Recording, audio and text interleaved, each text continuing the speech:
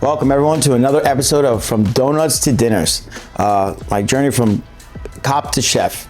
Tonight we're going to do a dinner, a type of stew basically that I completely stole from a good friend of mine, Phil Rizzardi, and my saying his name should be enough that I'm stealing his dish. It is basically a northern Italian hunter's basically stew. I got the chicken breast, the chicken thighs, some tomatoes, some whatever sauce you like, but I like to use this with a little bit of kielbasa. I know it's Polish, it's not really Italian. And some shrimp to finish that up. Comes out with this great sauce. It's gonna be fantastic. So basically what you're gonna do is you're gonna get your pan rolling on your stove top. You want at least a medium-high heat. To that, you're gonna add about a stick of butter. And as the butter's melting, you can see it's hot enough. You're also going to add a little bit of olive oil. Olive oil, the butter is for the flavor. The olive oil or canola oil, whatever you want to use, is so that it doesn't completely burn off and get soaked up by the chicken. To the chicken, we're going now to add just some regular flour. We're going to flour both sides of our breasts and our thighs, and we're going to get them in the pan. I like to start it skin side down. These thighs and breasts both actually have the bone in, because when you cook on the bone, it actually gives you even more flavor than if you cook off the bone.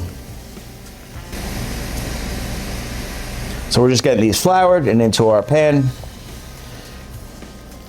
These will cook on the stove top for about a half hour, 35 minutes. We're gonna finish it at the end with the shrimp and the tomatoes because those cook the fastest. We're gonna be back in 2 seconds when we flip over our chicken, and then we'll be adding our kielbasa to that, and we'll continue on. All right, so you can see I just flipped over our chicken breasts and our chicken thighs with the bone in, again, because bone equals better flavor. About to flip the last one over. You're getting it a nice golden brown. Sometimes you got to shake your pan up a little bit, move it around, because sometimes there's parts of your pans that are going to be hotter than the others. So that is now cooking pretty nicely. It's been about 5 minutes on each side, 10 minutes so far. We're going to add our kielbasa right to the pan, right on top of the chicken. That's been cooking for probably about 5 to 7 minutes on one side. Add as much as you like. There really is no required amount. That's the nice thing about cooking instead of pastry. I can never be a pastry chef. Very specific rules, very specific timings. Cooking is basically just how you like things to taste, and we go from there. What we're gonna add a little bit to this dish now is we're gonna add some seasoning, some kosher salt and pepper. A little over your shoulder if you spill some, just to ward off the evil. Some black pepper. And then to this pan, we're gonna add our chicken stock or vegetable stock, whatever stock you like in your dish. But for this, we're gonna be using chicken stock. Maybe a cup, and really not a measurement. It's just till it's pretty much halfway up to the chicken. For those of you playing the game at home, if I mispronounce something, you know what you need to do. So we're gonna fill it about halfway up. We're gonna put it back up to medium high, and we're gonna let that cook down. And when we're ready to finish up, we'll add our tomato and our shrimp, and we'll plate it up after that. See you in a few minutes. All right, guys, we're back. So our chicken and our kielbasa have been on now for about 10 minutes, 10, 12 minutes. You could tell that the chicken stock has reduced down a little bit, becoming a little more intense in flavor, along with all the chicken juice and everything else that's adding to that. We're gonna start to finish the dish a little bit now. We're gonna add some shrimp. You can use whatever size you like. You can use shell on or off. I just prefer to leave it with just the tails on. So in case you could pick out the shrimp very easily. We're just gonna add that to the dish. I'm using a little bit of cherry and yellow and red cherry tomato, a little bit of heirloom, basically just sliced in half to add some color, a little bit of acidity to the dish. Just it is a little heavy of a dish, so the tomatoes will actually cut that in half. course, we're gonna season with some salt and pepper again. We're gonna give that a quick stir. And then we'll come back in a few minutes to plate this dish. Be right back. All right, guys, we're gonna finish up this dish.